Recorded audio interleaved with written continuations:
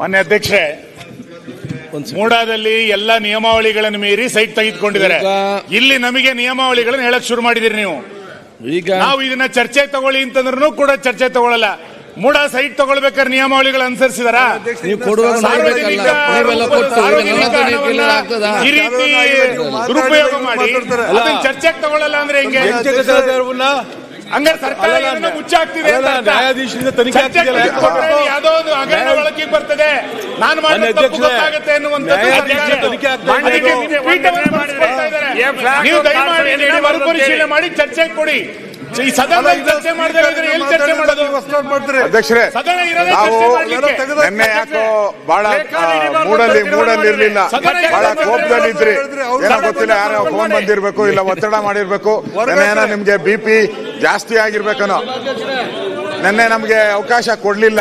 ಇವತ್ತು ಶಾಂತತೆ ಇದ್ದೀರಾ, ಕಳೆ ಆಗಿದ್ದೀರಾ, ನಗ್ನಗ್ತಾ ಇದ್ದೀರಾ. ಇವತ್ತಾದ್ರೂ ಕೊಡಿ. ನಿನ್ನೆ ಒತ್ತಡದಲ್ಲಿ ಕೋಪದಲ್ಲಿ ನೀವು ರಿಜೆಕ್ಟ್ ಮಾಡಿದ್ದೀರಾ. ಇವತ್ತಾದ್ರೂ ಇದು ರಾಜ್ಯ ನೋಡ್ತಾ ಇದೆ, ಇಡೀ ರಾಜ್ಯದಲ್ಲಿ ನೋಡಿ. ನೀವು ನೆನ್ನೆ ಚರ್ಚೆಗೆ ಬಿಟ್ಟಿದ್ರೆ ಇಷ್ಟೊಂದು ಅವಕಾಶನೇ ಆಗ್ತಾ ಇಲ್ಲ.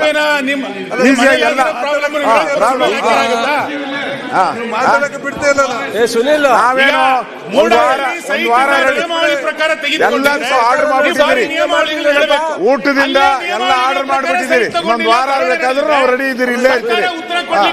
ಓಡೋಗ್ತಾ ಇದೆ, ಚರ್ಚೆ ಮಾಡಿ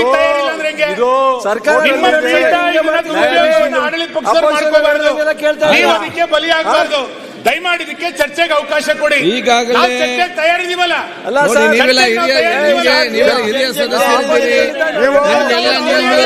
ಚೆನ್ನಾಗಿ ಇವತ್ತು ಗೊತ್ತಿದೆ. ನಾವೇನೇನು ಹೇಳ್ಬೇಕಾದ್ರೆ ಚರ್ಚೆ ಮಾಡೋ ಆದ್ರೆ ಕೂಡ ಹಗರಣ ಬಹಳ ಹಗುರವಾಗಿ ತೆಗೆದುಕೊಳ್ಳಿಕ್ಕಾಗುತ್ತೆ. ಇದನ್ನು ಬಹಳ ಹಗುರವಾಗಿ ತೆಗೆದುಕೊಳ್ಳಿಕ್ಕಾಗುತ್ತೆ. ಒಬ್ಬ ದಲಿತನ ಭೂಮಿಯನ್ನ ಕಾನೂನು ಬಾಹಿರವಾಗಿ ತೆಗೆದುಕೊಂಡಿರೋದು, ಕಾನೂನು ಬಾಹಿರವಾಗಿ ತೆಗೆದುಕೊಂಡಿರೋದು ಚರ್ಚೆ ಆಗಬೇಕು. ಗವರ್ನರ್ ಮನೆಗೆ ಹೋಗಿದ್ದಾರೆ, ಏನ್ ಹೋಗಿದ್ದಾರೆ? ಗವರ್ನರ್ ಮನೆಗೆ ಮುಚ್ಚಾಕಿಕೊಂಡಿದ್ದೀರಿ. ಗವರ್ನರ್ ಆಫೀಸ್ಗೆ ಹೋಗಿದ್ದಾರೆ, ಏನ್ ಹೋಗಿದ್ದಾರೆ? ಎಕ್ಸ್ಪ್ಲನೇಷನ್ ಕೇಳಿದಾರ? ಎಕ್ಸ್ಪ್ಲನೇಷನ್ ಕೇಳಿದಾರ? ವಾಲ್ಮೀಕಿ ನಿಗಮದ ಎಕ್ಸ್ಪ್ಲನೇಷನ್ ಕೇಳಿದಾರ? ಜನ ದಯವಿಟ್ಟು ದಯಮಾಡಿ ಅವಕಾಶ ಕೊಡಿ. ಇದು ದೊಡ್ಡ ಬ್ರಹ್ಮಾಂಡ ಭ್ರಷ್ಟಾಚಾರ. ಇದು ದೊಡ್ಡ 4,000 ಸಾವಿರ ಕೋಟಿ ಹಗರಣ. ಇದು ಹಗರಣ. ಇದಕ್ಕಿಂತ ಇನ್ನೇನು ಸಾಕ್ಷಿ? ಅವ್ರ ಜಿಲ್ಲೆನಲ್ಲಿ ಅವ್ರ ಮನೇಲಿ ನಡೆದಂತ ಹಗರಣ. ಇದನ್ನ ಇನ್ನೆಲ್ಲಿ ಚರ್ಚೆ ಮಾಡ್ಬೇಕು ನಾವು? ಯಾರನ್ನ ಒಪ್ತಾರೆ 14 ಸೈಟ್ ಒಬ್ಬರಿಗೆ? 14 ಸೈಟ್ CM ಮನೆಗೆ. ಅಧ್ಯಕ್ಷರೇ,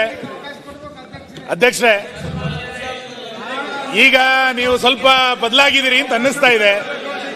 ನೀವು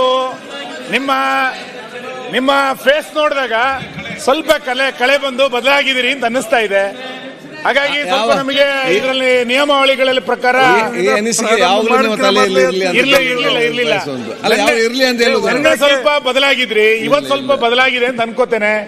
ಹಾಗಾಗಿ ದಯಮಾಡಿ ಚರ್ಚೆಗೊಂದು ಅವಕಾಶ ಕೊಡಿ.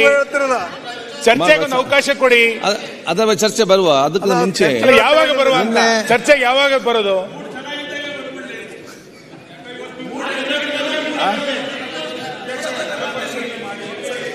ಈಗ ಅದಕ್ಕಿಂತ ಮುಂಚೆ ಮರುಪರಿಶೀಲನೆ ಮಾಡಿ ಕಾರ್ಯಕಲಾಪಕ್ಕೆ ಸರಿಯಾದ ಸಮಯದ ಹಾಜರಾದಂತಹ ಸದಸ್ಯರು Prabhu B Chavan, S Suresh Kumar, A Sunil Kumar, TS Srivastav, Nayana Motamma, KR Shadakshari, Bheemanna T Nayak, BM Nagaraj, GN Ganesh, Mahesh Tenginakai, Kaujali Mahantesh, Shivanand, ಹೈಲ Dhruva Mahalingappa, KS Basanthappa, Jyothi Ganesh, CB Suresh Babu, Vithal Soman Halgekar, SD Thammaiah, ಅಂಪನಗೌಡ Badarli, Basavanagouda ತುರ್ವಿಹಾಲ್, BP Harish, Sharan Gowda ಕುಂದಕೂರ್, GD Harish Gowda, ST Somashekar. ಅಧ್ಯಕ್ಷರೇ, ಈಗ ಚರ್ಚೆ ಮಂತ್ರನ ದಾದ ಸಮಸ್ಯೆರಿಗೆ ಮೂಲ ಚರ್ಚೆ ಮಂತ್ರನ ದಾದ ಸಮಸ್ಯೆ ಬನ್ನಿ. ಇಂಕ ದಾದ ಸಮಸ್ಯೆ ಯಾನ್ ಪಣ್ಲಕ್ಕೆ ನಿಕ್ಲಿ ದಾದ ಸಮಸ್ಯೆ ಅಧ್ಯಕ್ಷರೇ ಐಡೆಡ್ ಬೋದು ಸಮಸ್ಯೆ ಯಾನ್ ಪಣ್ಲಕ್ಕೆ ಕೇಂದ್ರ ಏ ದಾರ ಮನಸ್ಸು ಅಂತ ಚರ್ಚೆ ಆಗ್ಬಿಡು. ಕನ್ನಡ ವಿಷಯ ಗೊತ್ತಾಗ್ಬಿಡುತ್ತಾ? ಚರ್ಚೆ ಮನ್ಪರ್ನ ತಯಾರಿ ಮುಕ್ಳ ಒಂಚೂರು ಪನ್ಲೆ ಒಂಚೂರು ಸಮಾಧಾನ ಮಲ್ಪೇರ ಪನ್ಲೆ ಮುಕ್ಳಿಗೆ ಪೂರ ಅಧ್ಯಕ್ಷರೇ ಯಾವುದಲ್ಲ ಇತಿಹಾಸ ಸನ್ಮಾನ್ಯ ಸಾವಿರಾರು ವರ್ಷ ಇತಿಹಾಸ ಇರುವಂತಹ ತುಳು ಭಾಷೆ ಅದ ಸಂಸ್ಕೃತಿ ಪರಂಪರೆ ಕೇಳಿದ್ರೆ ಅರ್ಥ ಮಾಡಿದ್ರೆ ನೀವು ಕೂಡ ಕಲಿತೀರಿ. ಅಧ್ಯಕ್ಷರೇ ನೋಡಿ ಮೋರ್ ದನ್ 2000 ಇಯರ್ಸ್ ಲೆಕ್ಕಿಲ್ಲ ಮಾತಿನಲ್ಲೇ 2000 ಬಲಿಷ್ಠವಾಗಿ ಉಳಿದುಕೊಂಡು ಬಂದಿದೆ.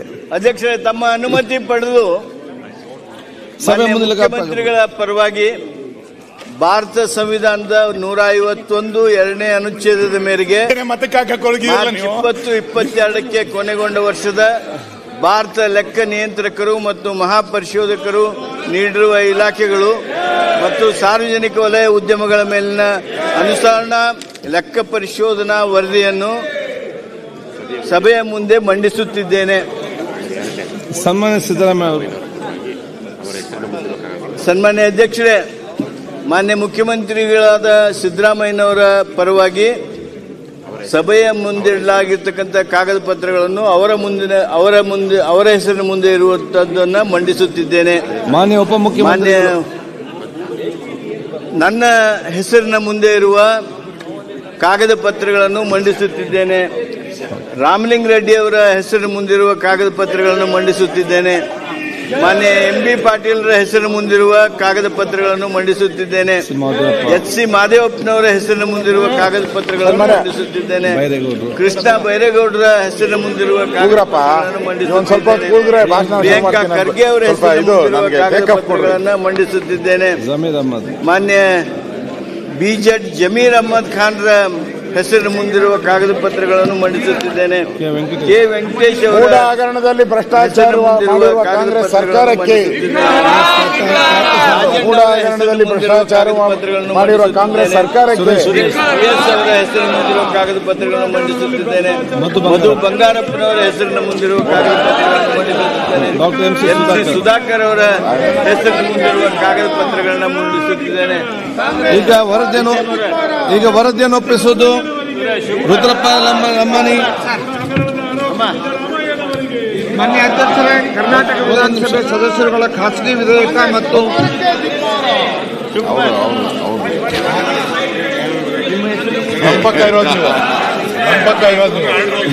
ಈಗ ನಮ್ ಜೊತೆ ನಿಂತ್ರೆ ಧರಣಿ ಅಂತ ಬರ್ತೈತೆ. ವರದಿಯನ್ನು ಒಪ್ಪಿಸುವುದು ಕ್ಯಾಮ್ರಾ ತಗೊಳಪ್ಪ. ರುದ್ರಪ್ಪ ಮಾನಪ್ಪ ಲಮ್ಮನಿ. ಮಾನ್ಯ ಅಧ್ಯಕ್ಷರೇ, ಕರ್ನಾಟಕ ವಿಧಾನಸಭೆ ಸದಸ್ಯರುಗಳ ಖಾಸಗಿ ವಿಧೇಯಕ ಮತ್ತು ನಿರ್ಣಯಗಳ ಸಮಿತಿಯ 3ನೇ ವರದಿಯನ್ನು ಸದನದಲ್ಲಿ ಮಂಡಿಸುತ್ತಿದ್ದೇನೆ. PM ನರೇಂದ್ರ ಸ್ವಾಮಿ ಮಂಡಿಸುತ್ತಿದ್ದೇನೆ. ನರೇಂದ್ರ ಸ್ವಾಮಿ. ಸನ್ಮಾನ್ಯ ಅಧ್ಯಕ್ಷರೇ, 2023-24 ಚರ್ಚೆಗೆ ತೆಗೆದುಕೊಳ್ಳುವುದು ವಿಧಾನಮಂಡಲದ ಅನುಸೂಚಿತ ಜಾತಿ ಮತ್ತು ಅನುಸೂಚಿತ ಪಂಗಡಗಳ ಕಲ್ಯಾಣ ಸಮಿತಿ ಸಮಾಜ ಕಲ್ಯಾಣ ಇಲಾಖೆಯಲ್ಲಿ ಕೈ ಸಂಸ್ಥೆ ವಿದ್ಯಾರ್ಥಿಗಳಿಗೆ ಶಿಕ್ಷಣ ನೀಡುತ್ತಿರುವುದು, ಹಾಸ್ಟೆಲ್ಗಳಿಗೆ ಮೂಲಭೂತ ಸೌಲಭ್ಯಗಳನ್ನು ಒದಗಿಸುವುದು, ನಿಗಮ ಮಂಡಳಿಯಲ್ಲಿ ಅನುದಾನ ಒದಗಿಸುವಂತೆ ಕುರಿತು ಕಾರ್ಮಿಕ ಇಲಾಖೆಯಲ್ಲಿ ಸ್ವೀಕರಿಸಿದ ಸೆಸ್ಗೆ ಮೀಸಲಾತಿಯನ್ನು ಒದಗಿಸುವುದು, ಸಾರಿಗೆ ಇಲಾಖೆಯಲ್ಲಿ SCP ಮತ್ತು TSP ಅನುದಾನವನ್ನು ಬಳಸಿರುವ ಕುರಿತು ಹಾಗೂ ಕೃಷಿ ಇಲಾಖೆಯಿಂದ ಸಂಬಂಧಿಸಿದಂತೆ ಕೂಲಂಕುಷವಾಗಿ ಚರ್ಚಿಸಲು ಪರಿಶೀಲಿಸಿದ ನಂತರ ಸರ್ಕಾರ ಕೈಗೊಳ್ಳಬೇಕಾದ ಕ್ರಮಗಳನ್ನು ಶಿಫಾರಸುಗಳನ್ನು ಮೂಲಕ ಸಿದ್ಧಪಡಿಸಿರುವ ಸಮಿತಿಯನ್ನು 3ನೇ ವರದಿಯನ್ನು ಕರ್ನಾಟಕ ವಿಧಾನಸಭೆಯ ಕಾರ್ಯವಿಧಾನ ಮತ್ತು ನಡವಳಿಕೆಯ ನಿಯಮಗಳನ್ನು ನಿಯಮ 232ರ ಪ್ರಕಾರ ಸಮಿತಿಯ ಸದಸ್ಯನಾಗಿ ನಾನು ಸದನಕ್ಕೆ ಒಪ್ಪಿಸುತ್ತೇನೆ. ಶ್ರೀ ಪುಟ್ಟರಂಗ ಶೆಟ್ಟಿ. ಸನ್ಮಾನ್ಯ ಸಭಾಧ್ಯಕ್ಷರೇ, ಕರ್ನಾಟಕ ವಿಧಾನಮಂಡಲದ ಹಿಂದುಳಿದ ವರ್ಗಗಳ ಮತ್ತು ಅಲ್ಪಸಂಖ್ಯಾತರ ಕಲ್ಯಾಣ ಸಮಿತಿಯ ಅಧ್ಯಕ್ಷನಾದ ನಾನು 2023-24ನೇ ಸಾಲಿನ ಸಮಿತಿಯ 1ನೇ ವರದಿಯನ್ನು ಸಂದರ್ಭದಲ್ಲಿ ಮಂಡಿಸುತ್ತಿದ್ದೇನೆ. ಈಗ ಅರ್ಜಿ ಒಪ್ಪಿಸುವುದು ರುದ್ರಪ್ಪ ಮಾನಪ್ಪ ಲಮ್ಮನಿ ಅವರು. ನನ್ನ ಹೆಸರಿನ ಮುಂದಿರುವ ಅರ್ಜಿಗಳನ್ನು ಸದನಕ್ಕೆ ಒಪ್ಪಿಸುತ್ತಿದ್ದೇನೆ. ಈಗ ಚುನಾವಣಾ ಪ್ರಸ್ತಾವನೆ.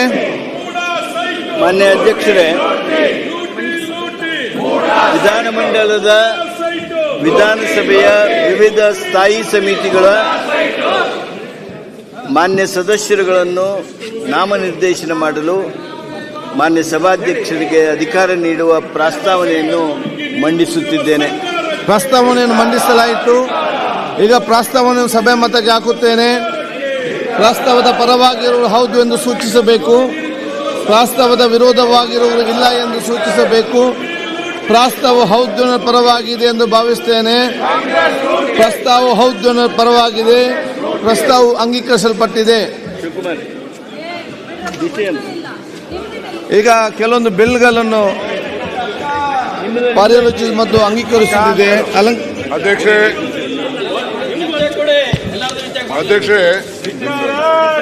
ಈ 2024ನೇ ಸಾಲಿನ ಗ್ರೇಟರ್ ಬೆಂಗಳೂರು ಆಡಳಿತ ವಿಧೇಯಕ ಪರಿಹಾರಿಸಬೇಕೆಂದು ಸೂಚಿಸುತ್ತೇನೆ. ಗ್ರೇಟರ್ ಬೆಂಗಳೂರು ಬಿಲ್ ಸ್ವಲ್ಪ ಸೈಲೆಂಟ್.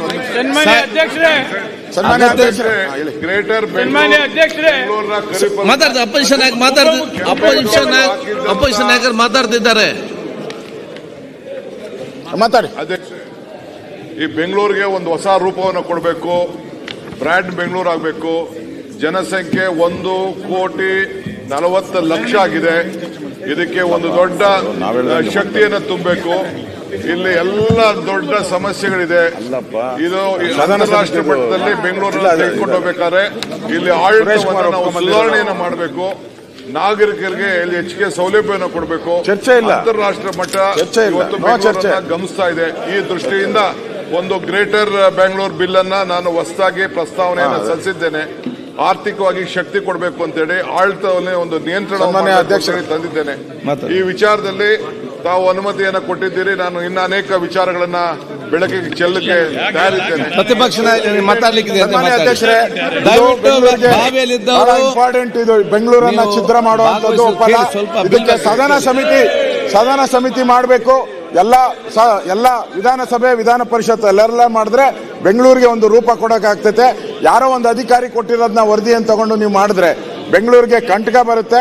ದಯವಿಟ್ಟು ಈ ಬಿಲ್ಲನ್ನ ಪೆಂಡಿಂಗ್ ಇಡಬೇಕು, ಸದನ ಸಮಿತಿ ಮಾಡಬೇಕು ಅಂತೇಳಿ ಮಂತ್ರಿಗಳಿಗೆ ನಾನು ಆಗ್ರಹ ಮಾಡ್ತಾ ಇದ್ದೀನಿ. S T Somashekhar. ಸನ್ಮಾನ್ಯ ಅಧ್ಯಕ್ಷರೇ, ಉಪಮುಖ್ಯಮಂತ್ರಿಗಳು ಒಂದು ಐತಿಹಾಸಿಕ ತೀರ್ಮಾನವನ್ನ ಮಾಡಿದ್ದಾರೆ.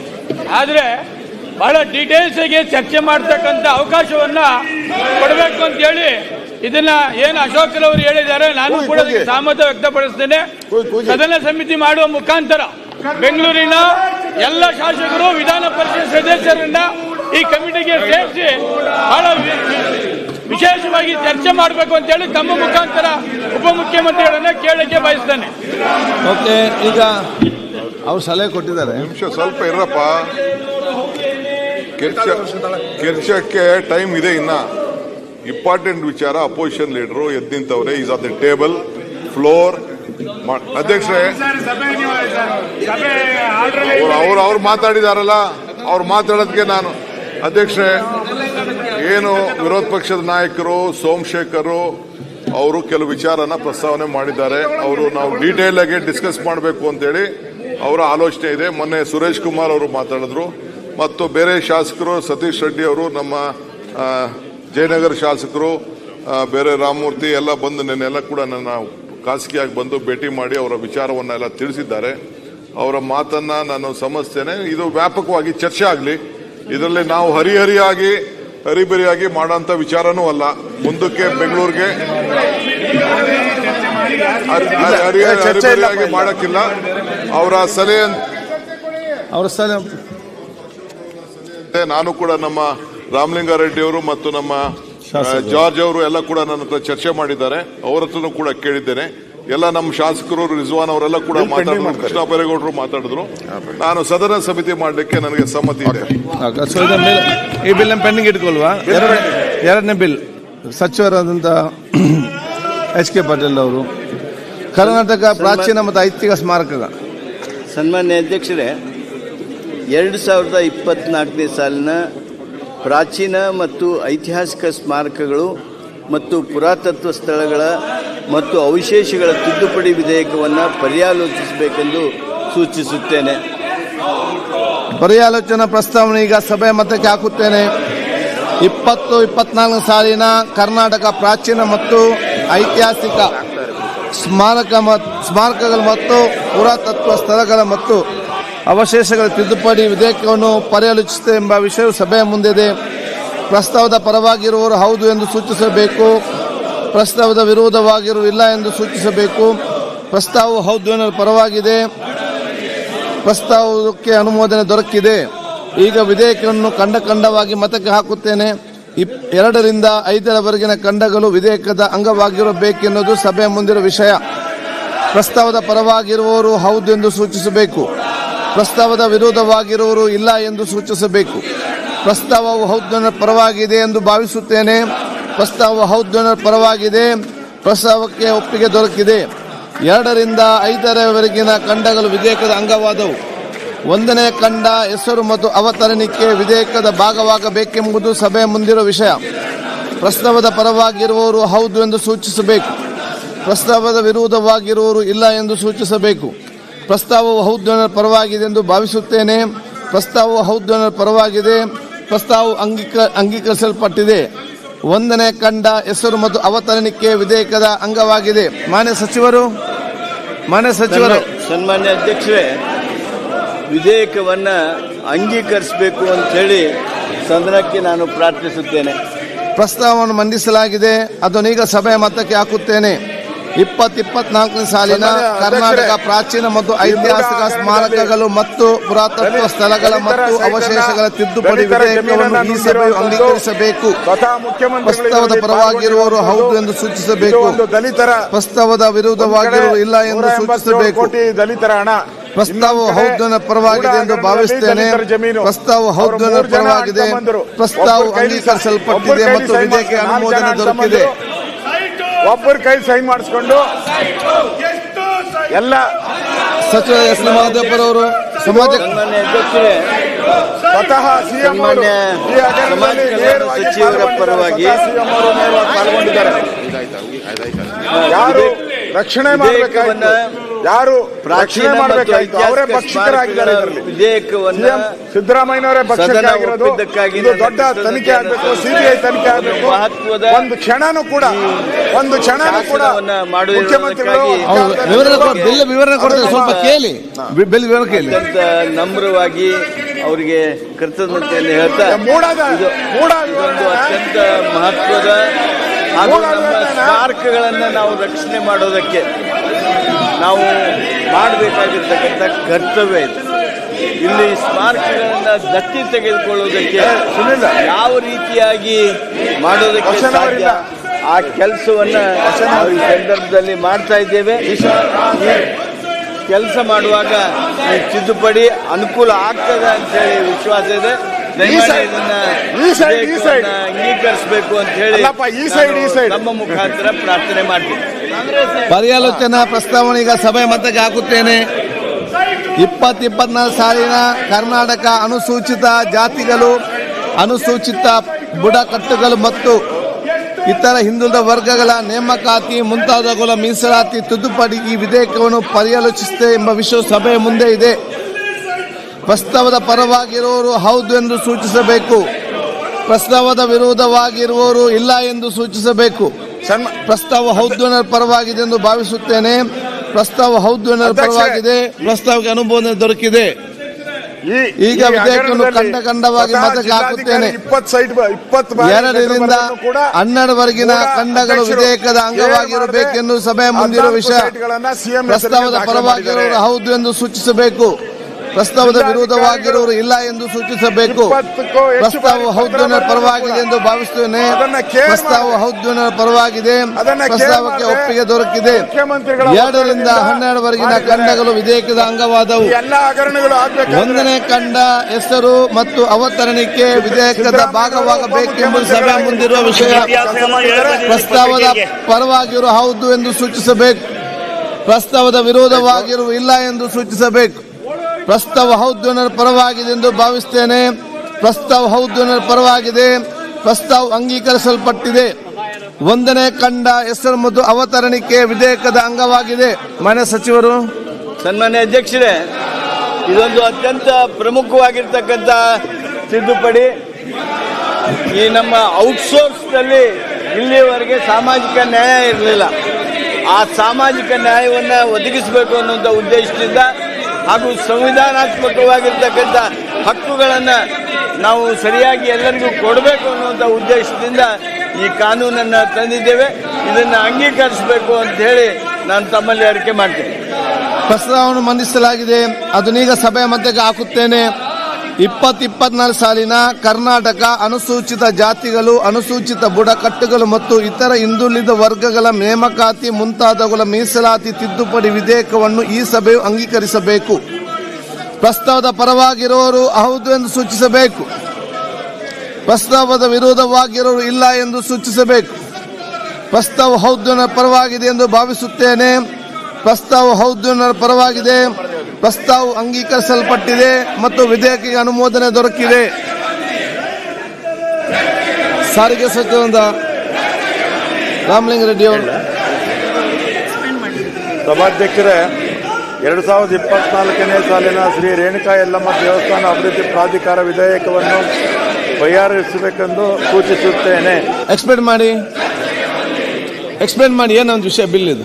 ಅಧ್ಯಕ್ಷರೇ, ಎಕ್ಸ್ಪ್ಲೇನ್ ಮಾಡಬೇಕು. ಸ್ವತಃ ಮುಖ್ಯಮಂತ್ರಿಗಳು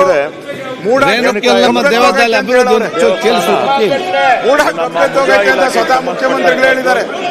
ಪ್ರತಿ ವರ್ಷ ಸುಮಾರು 80ರಿಂದ 80 ಲಕ್ಷದಿಂದ 1 ಕೋಟಿ ಜನ ದೇವಸ್ಥಾನಕ್ಕೆ ಬರ್ತಾರೆ. ಅದರಲ್ಲಿ ಕರ್ನಾಟಕದಿಂದ ಗಬ್ಬೆದ್ದೋಗಿರೋದ್ರ ಬಗ್ಗೆ ಸ್ವತಃ ಮುಖ್ಯಮಂತ್ರಿಗಳೇ ಹೇಳಿದ್ದಾರೆ. ಗಬ್ಬೆದ್ದೋಗೈತೆ ಅಂತ ಅಂತದ್ರಲ್ಲಿ 14 ಸೈಟ್ ತಗೊಂಡವ್ರೆ. ಜನ ಗಬ್ಬೆದ್ದೋಗಿರೋ ಮೂಡಾದಲ್ಲಿ ಅವರೇ ಹೇಳಿದ್ದಾರೆ ಗಬ್ಬೆದ್ದೋಗಿದೆ ಮೂಡ ಅಂತ. ಅದರಲ್ಲಿ 14 ಸೈಟ್ ಮಾಡಿದ್ರೆ ಫೆಸಿಲಿಟೀಸು ಒಂದು ರಾಜ್ಯ ಮಟ್ಟದ ಒಂದು ಸಮಿತಿ ಇರುತ್ತೆ, ಮತ್ತೆ ಮುಜರಾಯಿ ಸಚಿವರ ಅಧ್ಯಕ್ಷತೆಯಲ್ಲಿ ಒಂದು ಸಮಿತಿ ಇರುತ್ತೆ, ಜಿಲ್ಲಾ ಮಟ್ಟದ ಜಿಲ್ಲಾಧಿಕಾರಿಗಳ ಮಟ್ಟದಲ್ಲೊಂದು ಸಮಿತಿ ಇರುತ್ತೆ. ಸಭಾಧ್ಯಕ್ಷರೇ, ಇದನ್ನ ಅನುಮೋದನೆ ಮಾಡಿಕೊಡ್ಬೇಕು ಅಂತ ನಾನು ಈ ಸಂದರ್ಭದಲ್ಲಿ ಕೇಳ್ಕೊಳ್ತೇನೆ. ಪರ್ಯಾಲೋಚನಾ ಪ್ರಸ್ತಾವವನ್ನು ಈಗ ಸಭೆ ಮಧ್ಯಕ್ಕೆ ಹಾಕುತ್ತೇನೆ. 2020ನೇ ಸಾಲಿನ ಶ್ರೀ ರೇಣುಕಾ ಯಲ್ಲಮ್ಮ ದೇವಾಲಯ ಅಭಿವೃದ್ಧಿ ಪ್ರಾಧಿಕಾರ ವಿಧೇಯಕವನ್ನು ಪರ್ಯಾಲೋಚಿಸುತ್ತದೆ ಎಂಬ ವಿಷಯವು ಸಭೆಯ ಮುಂದೆ ಇದೆ. ಪ್ರಸ್ತಾವದ ಪರವಾಗಿರುವವರು ಹೌದು ಎಂದು ಸೂಚಿಸಬೇಕು. ಪ್ರಸ್ತಾವದ ವಿರುದ್ಧವಾಗಿರುವರು ಇಲ್ಲ ಎಂದು ಸೂಚಿಸಬೇಕು. ಪ್ರಸ್ತಾವವು ಹೌದು ಪರವಾಗಿದೆ ಎಂದು ಭಾವಿಸುತ್ತೇನೆ. ಪ್ರಸ್ತಾವ ಹೌದು ಪರವಾಗಿದೆ. ಪ್ರಸ್ತಾವಕ್ಕೆ ಅನುಮೋದನೆ ದೊರಕಿದೆ. ವಿಧೇಯಕವನ್ನು ಖಂಡವಾಗಿ ಮತಕ್ಕೆ ಹಾಕುತ್ತೇನೆ. 2 ರಿಂದ 42ವರೆಗಿನ ಖಂಡಗಳು ವಿಧೇಯಕದ ಅಂಗವಾಗಿರಬೇಕು ಎನ್ನುವುದು ಸಭೆಯ ಮುಂದಿರುವ ವಿಷಯ. ಪ್ರಸ್ತಾವದ ಪರವಾಗಿರುವವರು ಹೌದು ಎಂದು ಸೂಚಿಸಬೇಕು. ಪ್ರಸ್ತಾವದ ವಿರೋಧವಾಗಿರುವವರು ಇಲ್ಲ ಎಂದು ಸೂಚಿಸಬೇಕು. ಪ್ರಸ್ತಾವವು ಹೌದು ಪರವಾಗಿದೆ ಎಂದು ಭಾವಿಸುತ್ತೇನೆ. ಪ್ರಸ್ತಾವವು ಹೌದು ಪರವಾಗಿದೆ. ಪ್ರಸ್ತಾವಕ್ಕೆ ಒಪ್ಪಿಗೆ ದೊರಕಿದೆ. 2 ರಿಂದ 42ವರೆಗಿನ ಖಂಡಗಳು ವಿಧೇಯಕದ ಅಂಗವಾದವು. 1ನೇ ಖಂಡ ಹೆಸರು ಮತ್ತು ಅವತರಣಿಕೆ ವಿಧೇಯಕದ ಭಾಗವಾಗಬೇಕೆಂಬುದು ಸಭೆ ಮುಂದಿರುವ ವಿಷಯ. ಪ್ರಸ್ತಾವದ ಪರವಾಗಿರುವವರು ಹೌದು ಎಂದು ಸೂಚಿಸಬೇಕು. ಪ್ರಸ್ತಾವದ ವಿರೋಧವಾಗಿರುವವರು ಇಲ್ಲ ಎಂದು ಸೂಚಿಸಬೇಕು. ಪ್ರಸ್ತಾವವು ಹೌದು ಪರವಾಗಿದೆ ಎಂದು ಭಾವಿಸುತ್ತೇನೆ. ಪ್ರಸ್ತಾವವು ಹೌದು ಪರವಾಗಿದೆ. ಪ್ರಸ್ತಾವವು ಅಂಗೀಕರಿಸಲ್ಪಟ್ಟಿದೆ. 1ನೇ ಖಂಡ ಹೆಸರು ಮತ್ತು ಅವತರಣಿಕೆ ವಿಧೇಯಕದ ಅಂಗವಾಗಿದೆ. ಮಾನ್ಯ ಸಚಿವರು, ವಿಧೇಯಕವನ್ನು ಅಂಗೀಕರಿಸಬೇಕೆಂದು ಕೋರುತ್ತೇನೆ. ಪ್ರಸ್ತಾವವನ್ನು ಮಂಡಿಸಲಾಗಿದೆ. ಅದನ್ನೀಗ ಸಭೆಯ ಮತಕ್ಕೆ ಹಾಕುತ್ತೇನೆ. 2024 ಸಾಲಿನ ಶ್ರೀ ರೇಣುಕಾ ಯಲ್ಲಮ್ಮ ದೇವಾಲಯ ಅಭಿವೃದ್ಧಿ ಪ್ರಾಧಿಕಾರ ವಿಧೇಯಕವನ್ನು ಈ ಸಭೆ ಅಂಗೀಕರಿಸಬೇಕು. ಪ್ರಸ್ತಾವದ ಪರವಾಗಿರುವವರು ಹೌದು ಎಂದು ಸೂಚಿಸಬೇಕು. ಪ್ರಸ್ತಾವದ ವಿರೋಧವಾಗಿರುವವರು ಇಲ್ಲ ಎಂದು ಸೂಚಿಸಬೇಕು. ಪ್ರಸ್ತಾವ ಹೌದು ಪರವಾಗಿದೆ ಎಂದು ಭಾವಿಸುತ್ತೇನೆ. ಪ್ರಸ್ತಾವ ಹೌದು ಪರವಾಗಿದೆ. ಪ್ರಸ್ತಾವ ಅಂಗೀಕರಿಸಲ್ಪಟ್ಟಿದೆ ಮತ್ತು ವಿಧೇಯಕಕ್ಕೆ ಅನುಮೋದನೆ ದೊರಕಿದೆ. 14 ಸೈಟ್ ಡಾಕ್ಯುಮೆಂಟ್ ಇದು. ಒಂದೊಂದು ಸೈಟ್ ಪಕ್ಕಾ ರಿಜಿಸ್ಟ್ರೇಷನ್ ಆಗಿರೋ ಕ್ಷೇತ್ರದ ಜನತೆಯ ಪರವಾಗಿ ಹಾಗೂ ನನ್ನ ವೈಯಕ್ತಿಕವಾಗಿ ಒಂದೊಂದು ಹಾಕಿದ್ದೆ ನಾನು ಮಾಡಿದ್ದೆ. ಸಚಿವರಾದಂತ ರಾಮಲಿಂಗ ರೆಡ್ಡಿ ಸಾಹೇಬರಿಗೆ 14 ಸೈಟ್ ಸಪರೇಟ್ ರಿಜಿಸ್ಟ್ರೇಷನ್ 14 ಕೂಡ ಒಂದೇ ದಿನದಲ್ಲಿ ಆಗಿರುವಂತದ್ದು. 21/1/22 ತಾರೀಕು ಎಲ್ಲಾನು ಒಂದೇ ದಿನ ಹಕ್ಕುಪತ್ರ ಕೊಟ್ಬಿಟ್ಟವ್ರೆ. ಬಡವರಿಗೆ ಹಕ್ಕುಪತ್ರ ಪಾಸ್ ಆಗಿದೆ. ಮತ್ತೆ ಬಡವರಿಗೆ ಹಕ್ಕುಪತ್ರ ಕೊಡಕ್ಕೆ ಸತಾಯಿಸ್ತಾರೆ. ಆದ್ರೆ ಸಿಎಂ ಅವರಿಗೆ ಒಂದೇ ದಿನ 14 ಸೈಟ್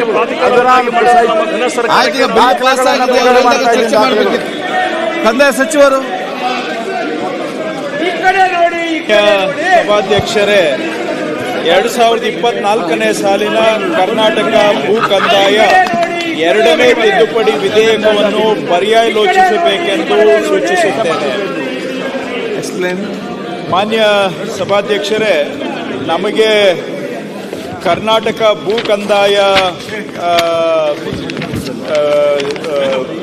ವಿಧೇಯಕ ಏನಿದೆ, ಇದು ನಮ್ಮ ಕಂದಾಯ ಇಲಾಖೆ ಒಂದು ರೀತಿ ಲೇಔಟ್ ಪ್ಲಾನ್ ಅಪ್ರೂವಲ್ ಆಗಿದೆ ನೋಡಿ. ಇವ್ರ ಸೈಟ್ ಅಲಾಟ್ ಆಗಕ್ಕೆ ಮುಂಚೆ, ಇವರಿಗೆ ಜಮೀನು ಕೊಡಕ್ಕೆ ಮುಂಚೆನೆ ಲೇಔಟ್ ಪ್ಲಾನ್ ಅಪ್ರೂವಲ್ ಮಾರ್ಕ್ ಮಾಡಿದ್ದೀನಿ. ಕರ್ನಾಟಕ ಭೂ ಕಂದಾಯ ವಿಧೇಯಕ ಅದರಲ್ಲೂ ಕೂಡ ಸೈಟ್ ಆಗಿದೆ. ಏನಾಗಿದೆ, 14 ಸೈಟ್ ಅದರಲ್ಲೂ ಕೂಡ ಆಗಿದೆ. ಲೇಔಟ್ ಪ್ಲಾನ್ ಅಪ್ರೂವಲ್ ಅಂತ ಜಮೀನನ್ನ ಮುಖ್ಯಮಂತ್ರಿಗಳು ರಿಜಿಸ್ಟರ್ ಮಾಡ್ಕೊಂಡಿದ್ದಾರೆ. ಇದು ನ್ಯಾಯನ? ಈ ಹಿಂದೆ ಆಡಳಿತ ಸುಧಾರಣಾ ಆಯೋಗಗಳು ಇದು ನ್ಯಾಯನ? ರಾಜ್ಯದಲ್ಲಿ ಪ್ರಧಾನ ಕಾರ್ಯದರ್ಶಿಯವರ ಕೆಳಗೆ ಒಂದು ಕಂದಾಯ ಆಯುಕ್ತಾಲಯ ಇರಬೇಕು ಅಂತೇಳಿ, ರೆವಿನ್ಯೂ ಕಮಿಷನರೇಟ್ ಇರಬೇಕು ಅಂತೇಳಿ ಅನೇಕ ಆಯೋಗಗಳು ಶಿಫಾರಸ್ ಮಾಡಿದ್ದಾವೆ. ಸರ್ಕಾರದ ನಾನಾ ಇಲಾಖೆಗಳಲ್ಲಿ ಆಯುಕ್ತರು ಇದ್ದಾರೆ. ಆದರೆ ಬಹಳ ಕೆಲಸ ಕಾರ್ಯ ಇರುವಂತಹ ಮತ್ತು ಬಹಳ ಮಹತ್ವ ಇರ್ತಕ್ಕಂಥ ಕಂದಾಯ ಇಲಾಖೆಯಲ್ಲೇ ನಮಗೆ ಆಯುಕ್ತಾಲಯ ಇಲ್ಲ. ಹಾಗಾಗಿ ನಮ್ಮ ಸರ್ಕಾರ ಬಂದ ತಕ್ಷಣ ಈ ನ್ಯೂನತೆಯನ್ನು ಸರಿಪಡಿಸಬೇಕು. ಬಹಳ ಹಿಂದೆ ಅನೇಕ ಆಯೋಗಗಳ ಶಿಫಾರಸನ್ನು ಅನುಷ್ಠಾನ ಮಾಡಬೇಕು ಅಂತೇಳಿ ಈಗಾಗಲೇ ನಾವು ಕಂದಾಯ ಆಯುಕ್ತಾಲಯವನ್ನು ಸ್ಥಾಪನೆ ಮಾಡಿದ್ದೇವೆ. ಕಂದಾಯ ಆಯುಕ್ತರನ್ನು ಕೂಡ ನಾವು ನೇಮಕ ಮಾಡಿದ್ದೇವೆ. ಆದರೆ ನಮ್ಮ ಮೂಲ ಕಾನೂನೇನಿದೆ, ಕರ್ನಾಟಕ ಭೂ ಕಂದಾಯ ವಿಧೇಯಕ, ಇದರಲ್ಲಿ ಕಂದಾಯ ಆಯುಕ್ತರ ಬಗ್ಗೆ ಯಾವುದೇ ಉಲ್ಲೇಖ ಇಲ್ಲದೆ ಇರುವುದರಿಂದ ಅವರಿಗೆ ಕಾನೂನಿನ ಮಾನ್ಯತೆಯೂ ಸಹ ಇರಬೇಕು ಅಂತೇಳಿ ನಮ್ಮ ಮೂಲ ಕಾನೂನಿನಲ್ಲಿ ಕಂದಾಯ ಆಯುಕ್ತರು ಆಯುಕ್ತಾಲಯದ ಬಗ್ಗೆ ಅವರ ಹೆಸರನ್ನ ಅಲ್ಲಿ ಸೇರಿಸುವಂತದಕ್ಕೆ ಈ ತಿದ್ದುಪಡಿಯನ್ನು ತೆಗೆದುಕೊಂಡು ಬಂದಿದ್ದೇವೆ. ಯಾಕಂದ್ರೆ ಕಂದಾಯ ಆಯುಕ್ತರಿಗೆ ಮತ್ತು ಆಯುಕ್ತಾಲಯಕ್ಕೆ ಕಾನೂನು ಮಾನ್ಯತೆ ಇರಬೇಕು ಅನ್ನೋ ಕಾರಣಕ್ಕೆ ಈ ತಿದ್ದುಪಡಿಗಳನ್ನು ತೆಗೆದುಕೊಂಡು ಬಂದಿದ್ದೇವೆ. ಇದು ಒಂದು ಆಡಳಿತ ಸುಧಾರಣೆಗಾಗಿ ಮತ್ತು ಒಳ್ಳೆ ಆಡಳಿತ ಕೊಡಬೇಕು ಅಂತ ಮಾಡ್ತಾ ಇರ್ತಕ್ಕಂಥ ಸಣ್ಣ ಒಂದು ತಿದ್ದುಪಡಿ ಮಾಡಿರುವ ಆಯುಕ್ತಾಲಯಕ್ಕೆ ಕಾನೂನಿನ ಮಾನ್ಯತೆ ಕೊಡ್ತಾ ಇರ್ತಕ್ಕಂಥದ್ದು. ಇದನ್ನ ಮಂಜೂರಿಸಿ ಕೊಡಬೇಕು ಅಂತೇಳಿ ಸದನವನ್ನ ತಮ್ಮ ಮುಖಾಂತರ ಕೋರ್ತೇನೆ. ಮಾನ್ಯ ಅಧ್ಯಕ್ಷ, ಪರ್ಯಾಲೋಚನಾ ಪ್ರಸ್ತಾವನೆಗೆ ಸಭೆ ಮತಕ್ಕೆ ಹಾಕುತ್ತೇನೆ. 2020ನೇ ಸಾಲಿನ ಕರ್ನಾಟಕ ಭೂ ಕಂದಾಯ 2ನೇ ತಿದ್ದುಪಡಿ ವಿಧೇಯಕವನ್ನು ಪರಿಗಣಿಸುತ್ತದೆ ಎಂಬ ವಿಷಯವು ಸಭೆ ಮುಂದಿದೆ. ಪ್ರಸ್ತಾವದ ಪರವಾಗಿರುವವರು ಹೌದು ಎಂದು ಸೂಚಿಸಬೇಕು. ಪ್ರಸ್ತಾವದ ವಿರುದ್ಧವಾಗಿರುವ ಇಲ್ಲ ಎಂದು ಸೂಚಿಸಬೇಕು. ಪ್ರಸ್ತಾವವು ಹೌದು ಎನ್ನುವ ಪರವಾಗಿದೆ ಎಂದು ಭಾವಿಸುತ್ತೇನೆ. ಪ್ರಸ್ತಾವವು ಹೌದು ಎನ್ನುವ ಪರವಾಗಿದೆ.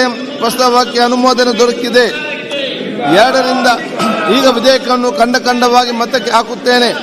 2ರಿಂದ 11ರವರೆಗಿನ ಖಂಡಗಳು ವಿಧೇಯಕದ ಅಂಗವಾಗಿರಬೇಕೆನ್ನುವುದು ಸಭೆಯ ಮುಂದಿರುವ ವಿಷಯ. ಪ್ರಸ್ತಾವದ ಪರವಾಗಿರುವವರು ಹೌದು ಎಂದು ಸೂಚಿಸಬೇಕು. ಪ್ರಸ್ತಾವದ ವಿರೋಧವಾಗಿರುವವರು ಇಲ್ಲ ಎಂದು ಸೂಚಿಸಬೇಕು. ದಲಿತರ ಜಮೀನು ಹೌದು ಕಂಪ್ಲೇಂಟ್ ಕೊಟ್ಟಿದ್ದಾರೆ. ಡಿಸಿಗೆ ಕಂಪ್ಲೇಂಟ್ ಕೊಟ್ಟಿದ್ದಾರೆ. ನಮ್ಮ ಜಮೀನು ಇದು ಅಕ್ರಮವಾಗಿ ಪರಭಾರೆ ಮಾಡಿದ್ದೀರಾ, 2ರಿಂದ ದಲಿತರನ್ನ ಲ್ಯಾಂಡ್ಲೆಸ್ ಮಾಡಿದ್ದೀರಾ, ನಮ್ಮ ಹಕ್ಕನ್ನ ಕಸ್ಕೊಂಡಿದ್ದೀರಾ ಅಂತ ಕಂಡ ಕೊಟ್ಟಿದ್ದಾರೆ. ಅವತರಣಿಕೆ ವಿಧೇಯಕವೆಂಬುದು ಸಭೆಯ ಮುಂದಿರುವ ವಿಷಯ. ಪ್ರಸ್ತಾವದ ಪರವಾಗಿರುವವರು ಹೌದು ಎಂದು ಸೂಚಿಸಬೇಕು. ಪ್ರಸ್ತಾವದ ವಿರುದ್ಧವಾಗಿರುವವರು ಇಲ್ಲ ಎಂದು ಸೂಚಿಸಬೇಕು. ಪ್ರಸ್ತಾವವು ಹೌದು ಪರವಾಗಿದೆ ಎಂದು ಭಾವಿಸುತ್ತೇನೆ. ನಿಗಮಕ್ಕೆ ನ್ಯಾಷನಲ್ ಆಯೋಗಕ್ಕೆ ಕಂಪ್ಲೇಂಟ್ ಕೊಟ್ಟಿದ್ದಾರೆ, ಡಿಸಿ ಕಂಪ್ಲೇಂಟ್ ಕೊಟ್ಟಿದ್ದಾರೆ. ಇದು ನಮ್ಮ ಜಮೀನು ಅಕ್ರಮವಾಗಿ ಪರಭಾರೆ ಅವತರಣಿಕೆ ವಿಧೇಯಕದ ಅಂಗವಾಗಿದೆ. ಮಾನ್ಯ ಸಚಿವರು, ಭೂಮಿ ಲೆಸ್ ಲ್ಯಾಂಡ್ಲೆಸ್ ಮಾಡಿದ್ದೀರಾ ಅಂತ ಹೇಳಿ ಕಂಪ್ಲೇಂಟ್ ಕೊಟ್ಟಿದ್ದಾರೆ. ಕಂಪ್ಲೇಂಟ್ ಅಂಗೀಕರಿಸಬೇಕೆಂದು ಕೋರುತ್ತೇನೆ. 2024 ಸಾಲಿನ ಕರ್ನಾಟಕ ಭೂ ಕಂದಾಯ 2ನೇ ತಿದ್ದುಪಡಿ ವಿಧೇಯಕವನ್ನು ಈ ಸಭೆಯು ಅಂಗೀಕರಿಸಬೇಕು. ಪ್ರಸ್ತಾವದ ಪರವಾಗಿರುವವರು ಹೌದು ಎಂದು ಸೂಚಿಸಬೇಕು. ಪ್ರಸ್ತಾವದ ವಿರೋಧವಾಗಿರುವವರು ಇಲ್ಲ ಎಂದು ಸೂಚಿಸಬೇಕು. ಪ್ರಸ್ತಾವ ಹೌದು ಎನ್ನುವ ಪರವಾಗಿದೆ ಎಂದು ಭಾವಿಸುತ್ತೇನೆ. ಪ್ರಸ್ತಾವ ಹೌದು ಎನ್ನುವ ಪರವಾಗಿದೆ. ಪ್ರಸ್ತಾವವು ಅಂಗೀಕರಿಸಲ್ಪಟ್ಟಿದೆ ಮತ್ತು ವಿಧೇಯಕಕ್ಕೆ ಅನುಮೋದನೆ ದೊರಕಿದೆ. ಸನ್ಮಾನ್ಯ ಆರೋಗ್ಯ ಸಚಿವರು. ನನಗೆ ಗೊತ್ತಿಲ್ಲಪ್ಪ, ಸುಮ್ಮನೆ ಏನು ಬರ್ತದೆ ಹೇಳಿ. ಮತ್ತೆ ಕ್ಲಾಸ್ 2 ಒಂದು ಅಮೆಂಡ್ಮೆಂಟ್ ಕೊಟ್ಟಿದ್ದೀವಿ, ಏನೈತಲ್ಲ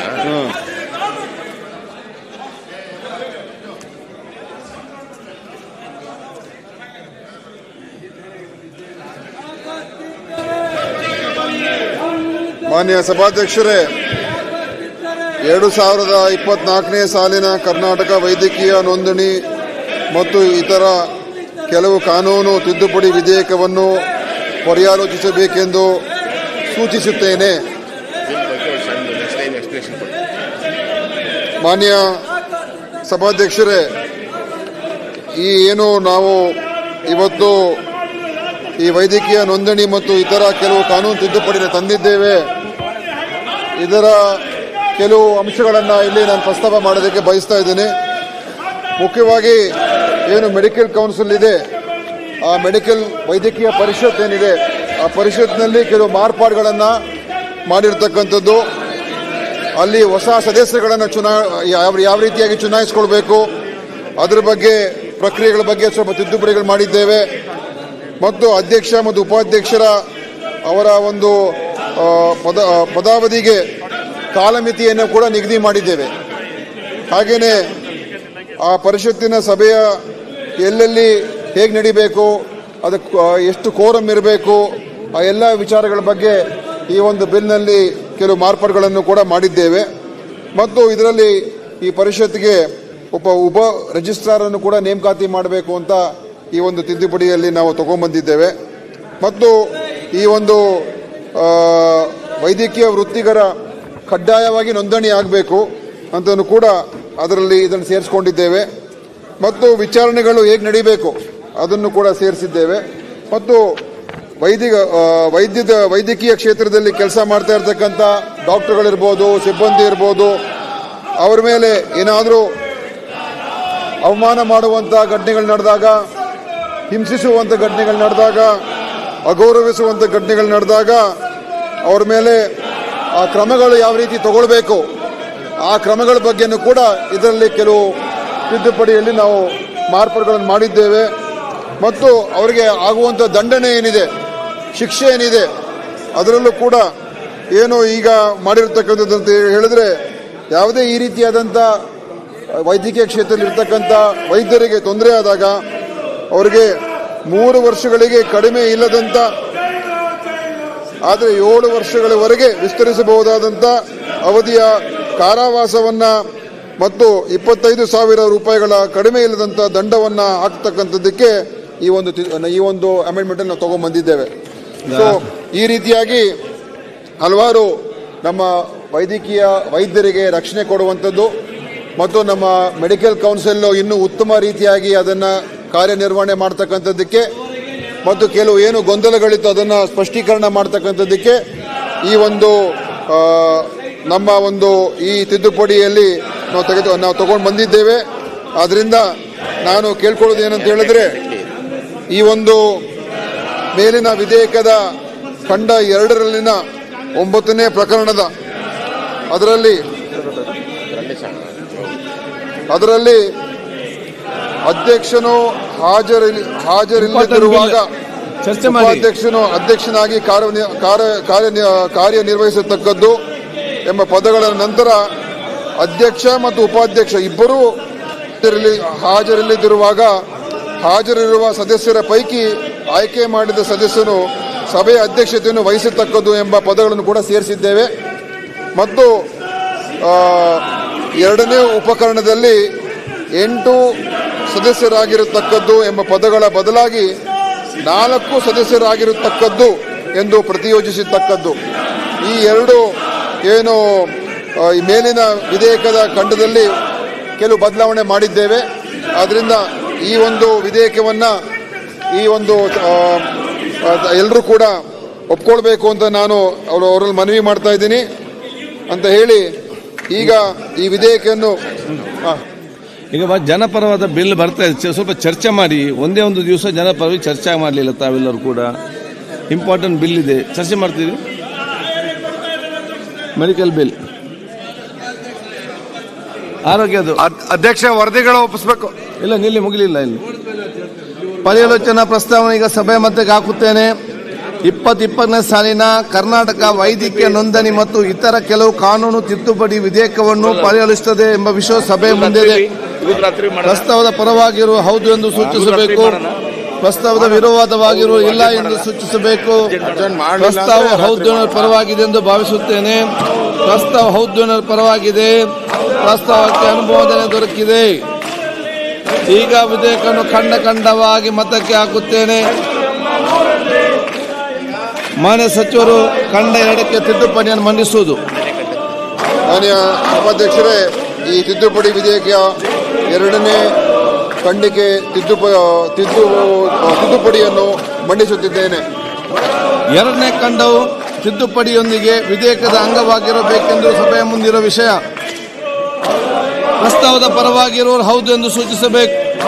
ಪ್ರಸ್ತಾವದ ವಿರೋಧವಾಗಿರುವ ಇಲ್ಲ ಎಂದು ಸೂಚಿಸಬೇಕು. ಪ್ರಸ್ತಾವ ಹೌದು ಪರವಾಗಿದೆ ಎಂದು ಭಾವಿಸುತ್ತೇನೆ. ಪ್ರಸ್ತಾವ ಹೌದು ಪರವಾಗಿದೆ. ಪ್ರಸ್ತಾವಕ್ಕೆ ಒಪ್ಪಿಗೆ ದೊರಕಿದೆ. 2ನೇ ಖಂಡವು ತಿದ್ದುಪಡಿಯೊಂದಿಗೆ ವಿಧೇಯಕದ ಅಂಗವಾಯಿತು.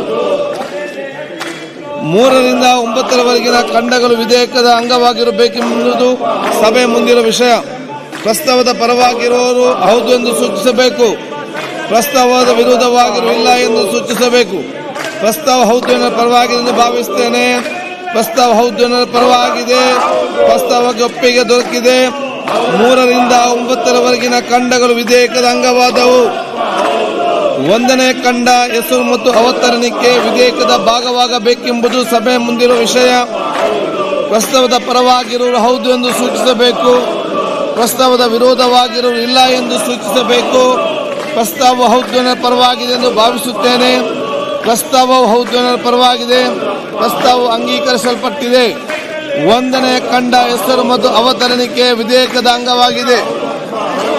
ಮಾನ್ಯ ಸಚಿವರು. ಮಾನ್ಯ ಸಭಾಧ್ಯಕ್ಷರೇ, ಈ ತಿದ್ದುಪಡಿ ವಿಧೇಯಕವನ್ನು ಅಂಗೀಕರಿಸಬೇಕೆಂದು ಕೋರುತ್ತೇನೆ. ಪ್ರಸ್ತಾವವನ್ನು ಮಂಡಿಸಲಾಗಿದೆ. ಅದನ್ನೀಗ ಸಭೆಯ ಮಧ್ಯಕ್ಕೆ ಹಾಕುತ್ತೇನೆ. 2024 ಸಾಲಿನ ಕರ್ನಾಟಕ ವೈದ್ಯಕೀಯ ನೋಂದಣಿ ಮತ್ತು ಇತರ ಕೆಲವು ಕಾನೂನು ತಿದ್ದುಪಡಿ ವಿಧೇಯಕವನ್ನು ತಿದ್ದುಪಡಿಯೊಂದಿಗೆ ಈ ಸಭೆಯು ಅಂಗೀಕರಿಸಬೇಕು. ಪ್ರಸ್ತಾವದ ಪರವಾಗಿರುವವರು ಹೌದು ಎಂದು ಸೂಚಿಸಬೇಕು. ಪ್ರಸ್ತಾವದ ವಿರೋಧವಾಗಿರುವ ಇಲ್ಲ ಎಂದು ಸೂಚಿಸಬೇಕು. ಪ್ರಸ್ತಾವ ಹೌದು ಪರವಾಗಿದೆ ಎಂದು ಭಾವಿಸುತ್ತೇನೆ. ಪ್ರಸ್ತಾವ ಹೌದು ಪರವಾಗಿದೆ. ಪ್ರಸ್ತಾವ ಅಂಗೀಕರಿಸಲ್ಪಟ್ಟಿದೆ ಮತ್ತು ವಿಧೇಯಕ ಅನುಮೋದನೆ ದೊರಕಿದೆ.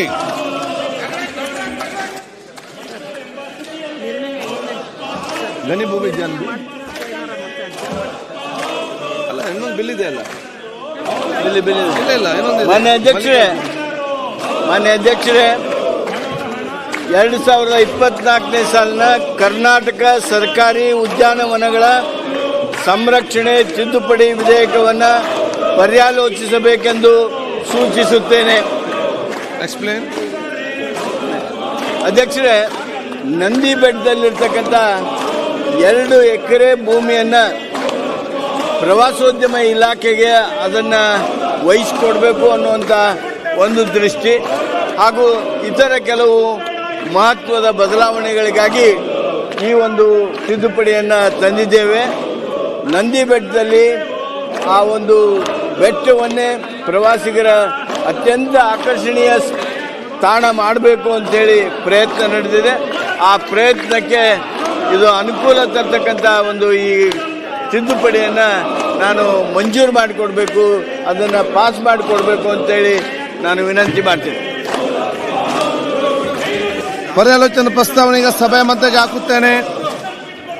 2020ನೇ ಸಾಲಿನ ಕರ್ನಾಟಕ ಸರ್ಕಾರಿ ಉದ್ಯಾನವನಗಳ ಸಂರಕ್ಷಣಾ ತಿದ್ದುಪಡಿ ವಿಧೇಯಕವನ್ನು ಪರಿಹರಿಸುತ್ತದೆ ಎಂಬ ವಿಷಯವು ಸಭೆಯ ಮುಂದೆ ಇದೆ. ಪ್ರಸ್ತಾವದ ಪರವಾಗಿರುವವರು ಹೌದು ಎಂದು ಸೂಚಿಸಬೇಕು. ಪ್ರಸ್ತಾವದ ವಿರೋಧವಾಗಿರುವವರು ಇಲ್ಲ ಎಂದು ಸೂಚಿಸಬೇಕು. ಪ್ರಸ್ತಾವ ಹೌದು ಪರವಾಗಿದೆ ಎಂದು ಭಾವಿಸುತ್ತೇನೆ. ಪ್ರಸ್ತಾವ ಹೌದು ಪರವಾಗಿದೆ. ಪ್ರಸ್ತಾವಕ್ಕೆ ಅನುಮೋದನೆ ದೊರಕಿದೆ. 2ನೇ ಖಂಡವು ವಿಧೇಯಕದ ಅಂಗವಾಗಿರಬೇಕೆಂದು ಸಭೆಯ ಮುಂದಿರುವ ವಿಷಯ. ಪ್ರಸ್ತಾವದ ಪರವಾಗಿರುವ ಹೌದು ಎಂದು ಸೂಚಿಸಬೇಕು. ಪ್ರಸ್ತಾವದ ವಿರುದ್ಧವಾಗಿರುವ ಇಲ್ಲ ಎಂದು ಸೂಚಿಸಬೇಕು. ಪ್ರಸ್ತಾವ ಹೌದು ಪರವಾಗಿದೆ ಎಂದು ಭಾವಿಸುತ್ತೇನೆ. ಪ್ರಸ್ತಾವ ಹೌದು ಪರವಾಗಿದೆ. ಪ್ರಸ್ತಾವಕ್ಕೆ ಒಪ್ಪಿಗೆ ದೊರಕಿದೆ. 2ನೇ ಖಂಡ ವಿಧೇಯಕದ ಅಂಗವಾಯಿತು. 1ನೇ ಖಂಡ ಹೆಸರು ಮತ್ತು ಅವತರಣಿಕೆ ವಿಧೇಯಕದ ಭಾಗವಾಗಬೇಕೆಂಬುದು ಸಭೆಯ ಮುಂದಿರುವ ವಿಷಯ. ಪ್ರಸ್ತಾವದ ಪರವಾಗಿರುವವರು ಹೌದು ಎಂದು ಸೂಚಿಸಬೇಕು. ಪ್ರಸ್ತಾವದ ವಿರೋಧವಾಗಿರುವ ಇಲ್ಲ ಎಂದು ಸೂಚಿಸಬೇಕು. ಪ್ರಸ್ತಾವ ಹೌದು ಪರವಾಗಿದೆ ಎಂದು ಭಾವಿಸುತ್ತೇನೆ. ಪ್ರಸ್ತಾವ ಹೌದು ಪರವಾಗಿದೆ. ಪ್ರಸ್ತಾವ ಅಂಗೀಕರಿಸಲ್ಪಟ್ಟಿದೆ. 1ನೇ ಖಂಡ ಹೆಸರು ಮತ್ತು ಅವತರಣಿಕೆ ವಿಧೇಯಕದ ಅಂಗವಾಗಿದೆ. ಮಾನ್ಯ ಸಚಿವರು, ಈ ವಿಧೇಯಕವನ್ನ ಅಂಗೀಕರಿಸಬೇಕು ಎಂದು ಕೋರುತ್ತೇನೆ. ಪ್ರಸ್ತಾವವನ್ನು ಮಂಡಿಸಲಾಯಿತು. ಅದನ್ನೀಗ ಸಭೆ ಮತ್ತಕ್ಕೆ ಹಾಕುತ್ತೇನೆ. 2024 ಸಾಲಿನ ಕರ್ನಾಟಕ ಸರ್ಕಾರಿ ಉದ್ಯಾನವನಗಳ ಸಂರಕ್ಷಣಾ ತಿದ್ದುಪಡಿ ವಿಧೇಯಕವನ್ನು ಈ ಸಭೆ ಅಂಗೀಕರಿಸಬೇಕು. ಪ್ರಸ್ತಾವದ ಪರವಾಗಿರುವವರು ಹೌದು ಎಂದು ಸೂಚಿಸಬೇಕು. ಪ್ರಸ್ತಾವದ ವಿರೋಧವಾಗಿರುವವರು ಇಲ್ಲ ಎಂದು ಸೂಚಿಸಬೇಕು. ಪ್ರಸ್ತಾವ ಹೌದು ಪರವಾಗಿದೆ ಎಂದು ಭಾವಿಸುತ್ತೇನೆ. ಪ್ರಸ್ತಾವ ಹೌದು ಪರವಾಗಿದೆ.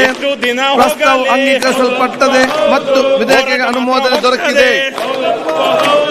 ಮೂಢ ಮಾತ್ರವಲ್ಲ, ಎಲ್ಲ ಇದ್ದ ಹಣೆಬಾರ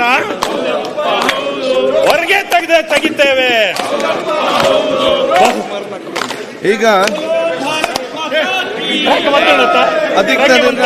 ಸನ್ಮಾನ್ಯ ಅಧ್ಯಕ್ಷರೇ, ಅದು ನೀವು ಇನ್ನೂ ಸನ್ಮಾನ್ಯ ಅಧ್ಯಕ್ಷರೇ, ಅತ್ಯಂತ ಗಂಭೀರವಾಗಿರ್ತಕ್ಕಂಥ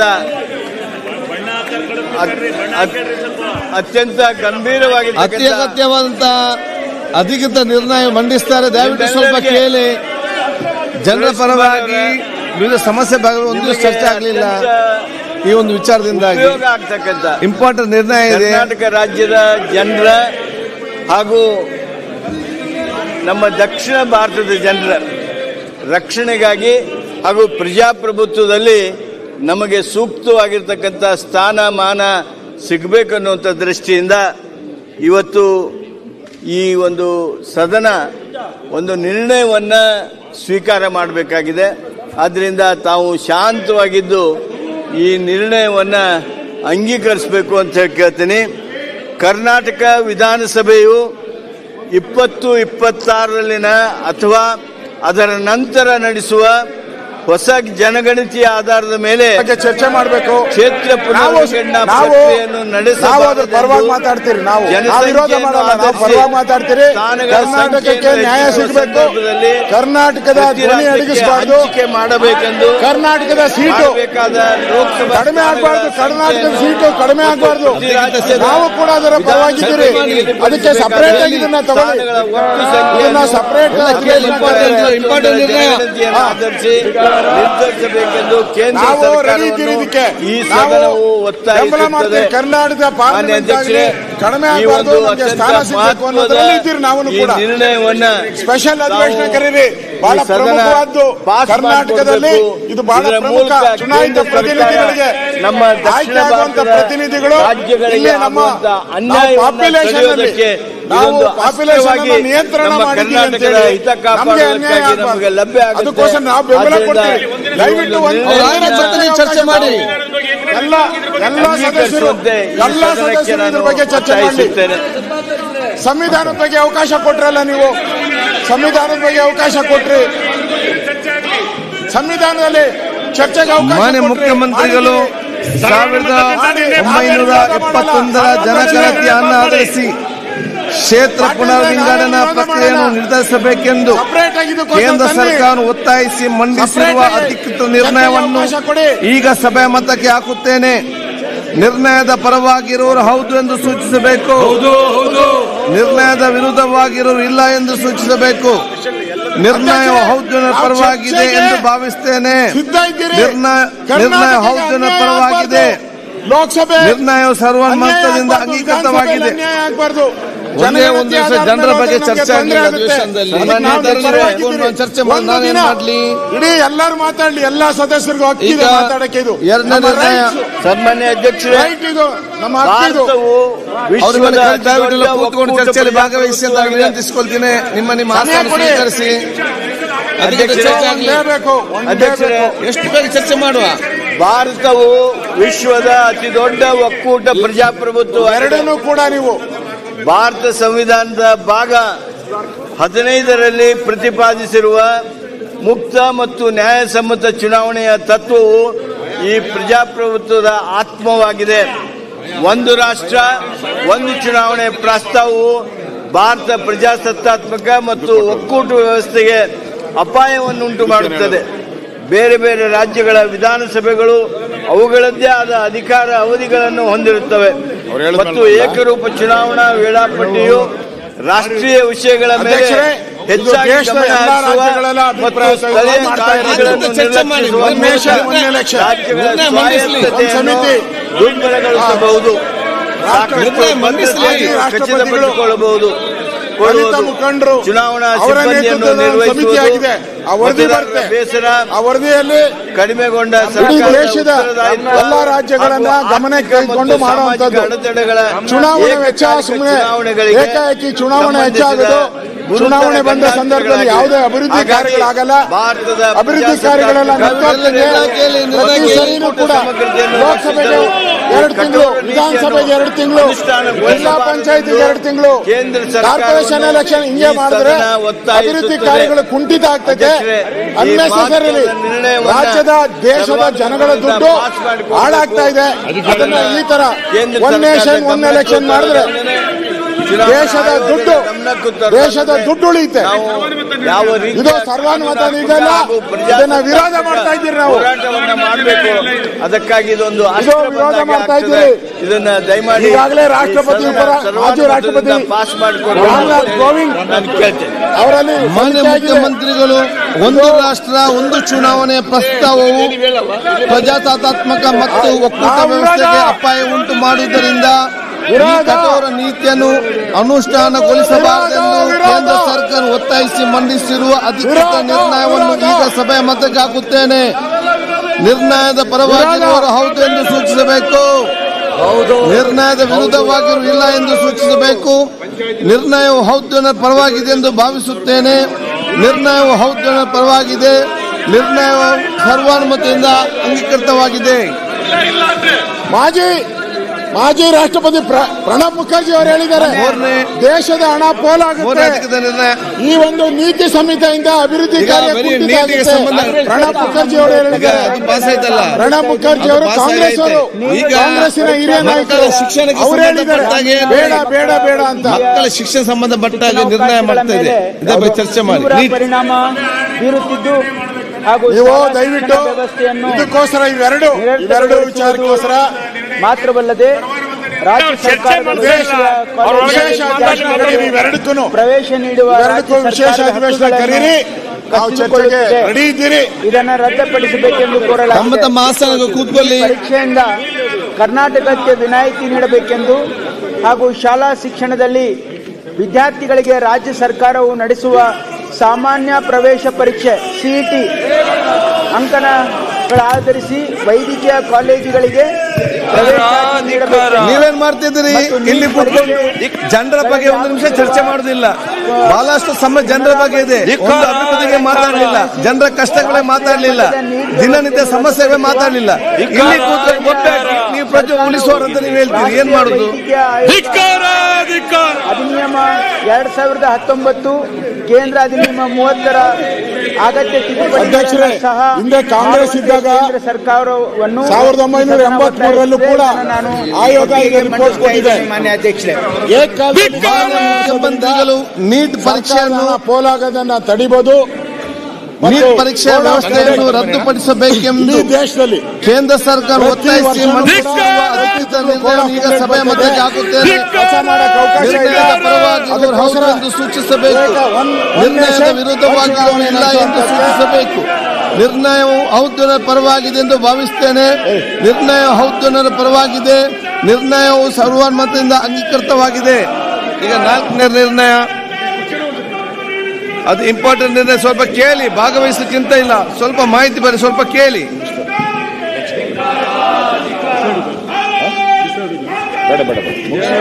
ಅರಣ್ಯ ಸಚಿವ ಮಾನ್ಯ ಸಭಾಧ್ಯಕ್ಷರೇ, ಅರಣ್ಯವಾಸಿ ನಾನು ಈ ಕೆಳಕಂಡ ನಿರ್ಣಯವನ್ನು ಮಂಡಿಸುತ್ತಿದ್ದೇನೆ. ಅರಣ್ಯವಾಸಿ ಅನುಸೂಚಿತ ಬುಡಕಟ್ಟುಗಳಿಗೆ ಸಮಾನವಾಗಿ ಇತರ ಪಾರಂಪರಿಕ ಅರಣ್ಯವಾಸಿಗಳನ್ನು ಪರಿಗಣಿಸುವ ಹಾಗೆ ಅನುಸೂಚಿತ ಬುಡಕಟ್ಟುಗಳ ಮತ್ತು ಇತರ ಪಾರಂಪರಿಕ ಅರಣ್ಯವಾಸಿಗಳ ಅರಣ್ಯ ಹಕ್ಕುಗಳ ಮಾನ್ಯತೆ ಅಧಿನಿಯಮ 2006, 2007ರ ಕೇಂದ್ರ ಅಧಿನಿಯಮ 2ರ ಮತ್ತು ಅದರಡಿಯಲ್ಲಿ ಮಾಡಲಾದ ನಿಯಮಗಳನ್ನು ಸೂಕ್ತವಾಗಿ ಮತ್ತು ಸಮರ್ಪಕವಾಗಿ ಮಾರ್ಪಡಿಸುವಂತೆ ಕೇಂದ್ರ ಸರ್ಕಾರವನ್ನು ಈ ಸದನವು ಒತ್ತಾಯಿಸುತ್ತದೆ. ಸನ್ಮಾನ್ಯ ಸಭಾಧ್ಯಕ್ಷರೇ, ಇವತ್ತು ನಮ್ಮ ಸರ್ಕಾರ ನಾನು ಅರಣ್ಯ ಸಚಿವನಾಗಿ ಪ್ರಥಮ ಬಾರಿಗೆ ಈ ಅರಣ್ಯ ಸಂಪತ್ತನ್ನು, ಪರಿಸರ ಪ್ರಕೃತಿಯನ್ನು ಸಂರಕ್ಷಣೆ ಮಾಡುವಂಥದ್ದು ನಮ್ಮೆಲ್ಲರ ಆದ್ಯ ಕರ್ತವ್ಯವಾಗಿದೆ. ಅದನ್ನು ಸರ್ಕಾರ, ನಮ್ಮ ಇಲಾಖೆ ಪರಿಸರ ಪ್ರಕೃತಿ ಸಂರಕ್ಷಣೆ ಮಾಡಲಿಕ್ಕೆ, ಅರಣ್ಯ ಹಕ್ಕು ಇವತ್ತು ಸಂರಕ್ಷಣೆ ಮಾಡಲಿಕ್ಕೆ ಕಟಿಬದ್ಧವಾಗಿದೆ ಅಂತ ಹೇಳಿಕ್ಕೆ ಇಷ್ಟಪಡ್ತಾ ಇದ್ದೀನಿ. ಸನ್ಮಾನ್ಯ ಸಭಾಧ್ಯಕ್ಷರೇ, ಇವತ್ತು ಕಾಡಿದ್ದರೆ ನಾಡು ಅಂತ ಹೇಳಿ ನಮ್ಮೆಲ್ಲರಿಗೆ ತಿಳಿದ ವಿಚಾರವಾಗಿದೆ. ಈ ಭೂಮಿಯ ಒಟ್ಟು ಭೌಗೋಳಿಕ ಪ್ರದೇಶದ ಪೈಕಿ 33% ಭೂಭಾಗದ್ದು ಅರಣ್ಯ ಇರಬೇಕು ಅಂತಿದೆ, ಹಸಿರು ಹೊದಿಕೆ ಇರಬೇಕು ಅಂತಿದೆ. ಆದರೆ ನಮ್ಮ ರಾಜ್ಯದಲ್ಲಿ ಇವತ್ತು ರಾಜ್ಯದಲ್ಲಂತೂ ಬರೀ 22% ಹಸಿರು ಹೊದಿಕೆ ಇದೆ. ಇನ್ನು ಹೆಚ್ಚಿನ ರೀತಿಯಲ್ಲಿ ನಾವು ಹಸಿರು ಹೊದಿಕೆಯನ್ನು, ಅರಣ್ಯ ಕ್ಷೇತ್ರವನ್ನು ಹೆಚ್ಚಿಗೆ ಮಾಡುವಂತ ಒಂದು ಜವಾಬ್ದಾರಿ ನಮ್ಮೆಲ್ಲರ ಮೇಲಿದೆ. ಆದರೆ ಇವತ್ತು ನಾವು ನೋಡ್ತಾ ಇದ್ದೇವೆ, ಸ್ವಾತಂತ್ರ್ಯ ಪೂರ್ವದಲ್ಲೂ ಬ್ರಿಟಿಷರ ಕಾಲ ಇರಬಹುದು, ಮಹಾರಾಜರ ಕಾಲ ಇರಬಹುದು, ಅವರೆಲ್ಲರ ಕಾಲದಲ್ಲಿ ಅನೇಕ ನಮ್ಮ ಭೂಭಾಗದ ಪ್ರದೇಶವನ್ನು ಇವತ್ತು ಅರಣ್ಯ ಅಂತೇಳಿ ಹೇಳಿ ಅಧಿಸೂಚಿತ ಮಾಡಿದ್ದಾರೆ. ಹೀಗಾಗಿ ಇವತ್ತು ಕೇಂದ್ರ ಸರ್ಕಾರ, ನಮ್ಮೆಲ್ಲರ ನೆಚ್ಚಿನ ನಾಯಕಿಯಾದಂತಹ ಶ್ರೀಮತಿ ಇಂದಿರಾ ಗಾಂಧಿಯವರು ಪ್ರಧಾನಮಂತ್ರಿ ಆಗಿದ್ದಂತಹ ಸಂದರ್ಭದಲ್ಲಿ ಇವತ್ತು ಅರಣ್ಯ ಸಂರಕ್ಷಣೆ ಕಾಯ್ದೆಯನ್ನು ತಂದರು 1980ರಲ್ಲಿ. ಈ ಅರಣ್ಯ ಸಂರಕ್ಷಣೆ ಕಾಯ್ದೆ ಬಂದ ಮೇಲೆ ಇವತ್ತು ವನ್ಯಜೀವಿ ಸಂರಕ್ಷಣೆ ಕಾಯ್ದೆ ಬಂತು, ಪರಿಸರ ಸಂರಕ್ಷಣೆ ಕಾಯ್ದೆ ಬಂತು. ಇವೆಲ್ಲ ಕಾಯ್ದೆಯಿಂದಾಗಿ ಇವತ್ತಿನವರೆಗೆ ಸ್ವಲ್ಪ ಅದು ಅರಣ್ಯ ಏನು ರಕ್ಷಣೆ ಆಗಿದೆ, ಅದರ ಹೆಗ್ಗಳಿಕೆ ಅವರಿಗೆ ಸಲ್ತದೆ ಅಂತ ಹೇಳಿದ್ರೆ ಅತಿಶಯಕ್ತಿ ಆಗೋದಿಲ್ಲ. ಇದಕ್ಕೆ ಅದರ ಪರಿಣಾಮ ಏನಾಗಿದೆ ಅಂತ ಹೇಳಿದ್ರೆ, ಕಾಲಕ್ಕೆ ಉಚ್ಚ ನ್ಯಾಯಾಲಯ, ಸರ್ವೋಚ್ಚ ನ್ಯಾಯಾಲಯ ಅರಣ್ಯ ಸಂಪತ್ತು ಮತ್ತು ವನ್ಯಜೀವಿಗಳ ಉಳಿವಿಕೆಗಾಗಿ ಬಹಳಷ್ಟು ತೀರ್ಪುಗಳನ್ನು ಕೊಟ್ಟಿದೆ. ಹೀಗಾಗಿ ಅರಣ್ಯ ಕಾಯ್ದೆಗಳು ಇದ್ದ ಕಾಯ್ದೆಯಲ್ಲೇ ಅತ್ಯಂತ ಕಠಿಣವಾದಂತ ಒಂದು ಕಾಯ್ದೆಗಳಿದ್ದಾವೆ. ನಾವೆಲ್ಲ ಈ ಕಾನೂನನ್ನು ಪಾಲನೆ ಮಾಡಲೇಬೇಕಾಗುತ್ತದೆ ಅಂತೇಳಿ ನಾವು ಮನಗಾಣಬೇಕಾಗ್ತದೆ. ಇಂಥ ಒಂದು ಪರಿಸ್ಥಿತಿಯಲ್ಲಿ ಇವತ್ತು ಕೆಲವು ಪ್ರಕರಣಗಳು ಸುಮಾರು ದಶಕಗಳಿಂದ ಇತ್ಯರ್ಥವಾಗದೆ ಹಾಗೇ ಉಳಿದಿವೆ. 58ರಿಂದ 69ರ ನಡುವೆ ಇದೇ ರಾಜ್ಯಕ್ಕೆ ಉದಾಹರಣೆ ಹೇಳ್ತಾ ಇದ್ದೇನೆ. ಇಡೀ ರಾಜ್ಯಕ್ಕೆ ಬೆಳಕು ಕೊಟ್ಟಂತದ್ದು ನಮ್ಮ ಇವತ್ತು ಏನು ಶರಾವತಿ ಯೋಜನೆ. ಈ ಶರಾವತಿ ಯೋಜನೆಯಲ್ಲಿ ಸುಮಾರು ಜನ ಅರಣ್ಯ ಹಕ್ಕು ಸಂರಕ್ಷಣೆ ಕಾಯ್ದೆ ಬರಕ್ಕಿಂತ ಪೂರ್ವದಲ್ಲಿ ಅವರಿಗೆ ಭೂ ಸ್ವಾಧೀನ ಮಾಡಿಕೊಂಡು ಅವರನ್ನು ಆ ಭೂಮಿಯಿಂದ ಬೇರೆ ಕಡೆ ಪುನರ್ವಸತಿ ಕಲ್ಪಿಸಿಕೊಡಲಾಗಿದೆ. ಅವರಿಗೆ ಪುನರ್ವಸತಿ ಕಲ್ಪಿಸಿಕೊಟ್ಟರು ಇವತ್ತು ಸುಮಾರು 9,136 ಎಕರೆ 27 ಗುಂಟೆ ಅರಣ್ಯ ಭೂಮಿಯನ್ನು ಇವತ್ತು ಬಿಡುಗಡೆ ಮಾಡಬೇಕು ಅಂತೇಳಿ ಹೇಳಿ ಈ ಜಲವಿದ್ಯುತ್ ಯೋಜನೆಗೆ ಮೈಸೂರು ಅರಣ್ಯ ನಿಯಂತ್ರಣ 1900 ಸೆಕ್ಷನ್ 30 ಅಡಿ ಡಿ ರಿಸರ್ವ್ ಮಾಡಲಾಗಿತ್ತು. ಡಿ ರಿಸರ್ವ್ ಮಾಡಿದ್ರು ಅದು ಅಧಿಸೂಚನೆ ಆಗಿರಲಿಲ್ಲ. ಈ ಬಿಡುಗಡೆ ಆದ ಈ ಜಾಗದಲ್ಲಿ ಸುಮಾರು 50-60 ವರ್ಷಗಳಿಂದ ಸಂತ್ರಸ್ತ ಕುಟುಂಬಗಳು ವಾಸಿಸುತ್ತಿದ್ದರು. ಅವರಿಗೆ ಯಾವುದೇ ಸರ್ಕಾರಿ ಸೌಲಭ್ಯ ದೊರಕಿಲ್ಲ. ಇವತ್ತಿನವರೆಗೆ ಅವರು ಕಷ್ಟದಲ್ಲಿದ್ದಾರೆ.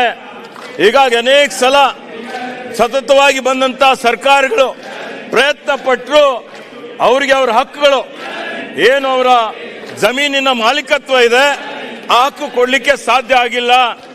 ಹೀಗಾಗಿ ಇವತ್ತು ನಾವು ಈಗಾಗಲೇ ಸರ್ಕಾರದ ವತಿಯಿಂದ ಸುಪ್ರೀಂ ಕೋರ್ಟ್ ಅಲ್ಲಿ ಒಂದು ಐಎಯನ್ನು ಹಾಕಿದ್ದೇವೆ, ಈ ಜಮೀನು ಬಿಡುಗಡೆ ಮಾಡಬೇಕು ಅಂತೇಳಿ ಹೇಳಿ. ಇಂಥ ಒಂದು ಪರಿಸ್ಥಿತಿಯಲ್ಲಿ ಕೇಂದ್ರ ಸರ್ಕಾರ 2006ರಲ್ಲಿ ಒಂದು ಕಾಯ್ದೆ ತಂತು. ಆ ಕಾಯ್ದೆ ಅಡಿಯಲ್ಲಿ ಇದು ಅರಣ್ಯ ಹಕ್ಕು ಕಾಯ್ದೆ.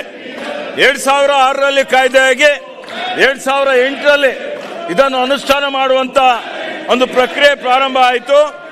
2005ರ ಡಿಸೆಂಬರ್ 13ಕ್ಕೆ ಮೊದಲು ಯಾರ್ಯಾರು ಜೀವನೋಪಾಯಕ್ಕಾಗಿ ಅರಣ್ಯದಲ್ಲಿ ವಾಸಿಸ್ತಾ ಇದ್ರು ಅಂತ ಅರಣ್ಯವಾಸಿಗಳಿಗೆ, ಅಂದ್ರೆ ಬುಡಕಟ್ಟು ಸಮುದಾಯಕ್ಕೆ ಸೇರಿದವರಿಗೆ ಮಾತ್ರ ಅರಣ್ಯ ಹಕ್ಕು ಕಾಯ್ದೆಯಲ್ಲಿ ಅವರಿಗೆ ಹಕ್ಕು ಕೊಡುವಂತ ಒಂದು ಕಾಯ್ದೆ ಜಾರಿಗೆ ಬಂದಿದೆ. ಇಂಥ ಪರಿಸ್ಥಿತಿಯಲ್ಲಿ ಇವತ್ತು ನಮ್ಮ ರಾಜ್ಯದಲ್ಲಿಯೂ 2008ರಿಂದ ಸುಮಾರು 2015-16 ವರ್ಷಗಳ ವರೆಗೆ ಲಕ್ಷಾಂತರ ಅರ್ಜಿಗಳು ಬಂದವು. ಅವೆಲ್ಲ ಅರ್ಜಿಗಳಲ್ಲಿ ಸುಮಾರು 80% ಅರ್ಜಿಗಳು ತಿರಸ್ಕಾರಗೊಂಡಿದ್ದಾವೆ. ಬುಡಕಟ್ಟು ಸಮುದಾಯದವರದು 25% ಅರ್ಜಿಗಳು ಸ್ವೀಕಾರ ಆಗಿದ್ರೆ ಬುಡಕಟ್ಟು ರಹಿತ ಯಾರು ಬುಡಕಟ್ಟು ಸಮುದಾಯದವರಿಲ್ಲ ಅವ್ರದ್ದು ಬರೀ 0.91% ಮಾತ್ರ. ಹೀಗಾಗಿ ಇವತ್ತು ಈ ಒಂದು ಕಾಯ್ದೆ ಅಡಿಯಲ್ಲಿ ನಾವು ಕೇಂದ್ರ ಸರ್ಕಾರಕ್ಕೆ ಏನು ವಿನಂತಿ ಮಾಡ್ತಾ ಇದ್ದೀವಿ ಅಂತ ಹೇಳಿದ್ರೆ, ಬುಡಕಟ್ಟು ಸಮುದಾಯದವರಿಗೆ ಏನು ಕಾಯ್ದೆ ಮಾಡಿದ್ದಿದೆ, 25 ವರ್ಷ ಅಂತಲೇ ಹೇಳಿ ಒಂದು ತಲೆಮಾರು, ನಾವು ಒಂದು ತಲೆಮಾರು ಏನು ಕೊಟ್ಟಿದ್ದಾರೆ ಅದೇ ರೀತಿಯಲ್ಲಿ ಇದೇ ತಾರೀಕಿನಂದು ಬುಡಕಟ್ಟು ಸಮುದಾಯದಕ್ಕೆ ಸಂಬಂಧಪಟ್ಟಂತೆ ಇರೋದಂತವರು ಉಳಿದ ಸಮುದಾಯಗಳ ಜನರಿಗೂ ಏನು 3 ತಲೆಮಾರು ಅಂತಲೇ ಹೇಳಿ ಕಾಯ್ದೆ ಇದೆ. ಆ 3 ತಲೆಮಾರು ಇದ್ದಂಥದ್ದು ತೆಗೆದು ಇವತ್ತು ಅವರಿಗೆ ಏನು ಕಾಯ್ದೆ ಇದೆ ಅದನ್ನು ಅನುಷ್ಠಾನಕ್ಕೆ ತರಬೇಕು ಅನ್ನುವಂಥದ್ದು, ಕಾಯ್ದೆಯಲ್ಲಿ ತಿದ್ದುಪಡಿ ತರಬೇಕು ಅಂತೇಳಿ ಹೇಳಿ ಕೇಂದ್ರ ಸರ್ಕಾರಕ್ಕೆ ಮನವಿ ಮಾಡುವಂತ ಒಂದು ಪ್ರಸ್ತಾವನೆ ಇವತ್ತು ನಾನು ಇಲ್ಲಿ ಮಂಡನೆ ಮಾಡ್ತಾ ಇದ್ದೇನೆ. ಹೀಗಾಗಿ ಇವತ್ತು ಸರ್ವೋಚ್ಚ ನ್ಯಾಯಾಲಯದಲ್ಲಿಯೂ ಕಾಲಕಾಲಕ್ಕೆ ತೀರ್ಪು ಕೊಟ್ಟಿದ್ದಾರೆ. ಈಗಾಗಲೇ ಲಕ್ಷಾಂತರ ಅರ್ಜಿಗಳು ಬಂದಿದ್ದಾವೆ. ಸುಮಾರು 2.5-3 ಲಕ್ಷ ಅರ್ಜಿಗಳಿದ್ದಾವೆ. ಅದರ 10% ಮಾತ್ರ ಅರ್ಜಿಗಳು ಇವತ್ತು ಮಾನ್ಯತೆ ಮಾಡಿದ್ದಾರೆ. ಬಾಕಿ ಅರ್ಜಿಗಳನ್ನು ಪುನಃ ಪರಿಶೀಲನೆ ಮಾಡಲಿಕ್ಕೆ ಇವತ್ತು ನಾವೆಲ್ಲ ಪ್ರಸ್ತಾವನೆ ಸಲ್ಲಿಸ್ತಾ ಇದ್ದೀವಿ. ಹೀಗಾಗಿ ನಾನು ಇವತ್ತೇನು ಮಂಡಿಸಿದ್ದೇನೆ ಅದನ್ನು ಎಲ್ಲರೂ ಅದಕ್ಕೆ ಬೆಂಬಲ ಕೊಡಬೇಕು ಅಂತೇಳಿ ಹೇಳಿ ಈ ಸದನಕ್ಕೆ ನಾನು ಇವತ್ತು ಒತ್ತಾಯಿಸ್ತೇನೆ. ಅರಣ್ಯವಾಸಿ ಅನುಸೂಚಿತ ಬುಡಕಟ್ಟುಗಳಿಗೆ ಸಮಾನವಾಗಿ ಇತರ ಪಾರಂಪರಿಕ ಅರಣ್ಯವಾಸಿಗಳನ್ನು ಪರಿಗಣಿಸುವ ಹಾಗೆ ಅನುಸೂಚಿತ ಬುಡಕಟ್ಟುಗಳ ಮತ್ತು ಇತರ ಪಾರಂಪರಿಕ ಅರಣ್ಯವಾಸಿಗಳ ಅರಣ್ಯ ಹಕ್ಕುಗಳ ಮಾನ್ಯತೆ ಅಧಿನಿಯಮ 2006, 2007 ಕೇಂದ್ರ ಅಧಿನಿಯಮ 2 ಮತ್ತು ಅದರ ಅಡಿಯಲ್ಲಿ ಮಾಡಲಾದ ನಿಯಮಗಳನ್ನು ಸೂಕ್ತವಾಗಿ ಮತ್ತು ಸಮರ್ಪಕವಾಗಿ ಮಾರ್ಪಡಿಸುವಂತೆ ಕೇಂದ್ರ ಸರ್ಕಾರವನ್ನು ಈ ಸದನ ಒತ್ತಾಯಿಸುತ್ತದೆ. ನಿರ್ಣಯದ ಪರವಾಗಿರುವವರು ಹೌದು ಎಂದು ಸೂಚಿಸಬೇಕು. ನಿರ್ಣಯದ ವಿರುದ್ಧವಾಗಿರುವ ಇಲ್ಲ ಎಂದು ಸೂಚಿಸಬೇಕು. ನಿರ್ಣಯವು ಹೌದು ಪರವಾಗಿದೆ ಎಂದು ಭಾವಿಸುತ್ತೇನೆ. ನಿರ್ಣಯವು ಹೌದು ಪರವಾಗಿದೆ. ನಿರ್ಣಯವು ಸರ್ವಾನುಮತದಿಂದ ಅಂಗೀಕೃತವಾಗಿದೆ. ಈಗ ನೋಡಿ, ಇಷ್ಟೆಲ್ಲ ಗಂಭೀರ ಬಿಲ್ಗಳ ಬಗ್ಗೆ ಚರ್ಚೆ ಮಾಡುವಾಗ ನೀವು ಅತ್ಯುತ್ತಮವಾದ ಸಂಸ್ಕೃತ ಕಾರ್ಯಕ್ರಮ ತಾವೆಲ್ಲ ಕೊಟ್ಟಿದ್ದೀರಿ. ನಿಮ್ಗೆ ವಿಶೇಷ ಧನ್ಯವಾದ ನಾನು ಇವತ್ತು ಸಲ್ಲಿಸ್ತೇನೆ. ಇದೀಗ ಒಂದು ನಿಮಿಷ ಕೊಡುವ ಚರ್ಚೆ, ಬೇರೆ ಬೇರೆ ತಮ್ಮ ಚರ್ಚೆ ಮತ್ತು ಇದನ್ನು ಕೃಷ್ಣ ತಾವೆಲ್ಲ ಹೇಳಿದ್ದೀರಿ. ಈಗ ಈ ಸಭೆಯನ್ನು ಮಧ್ಯಾಹ್ನ 2:30 ಗಂಟೆ ತನಕ ಮುಂದೂಡಲಾಗಿದೆ.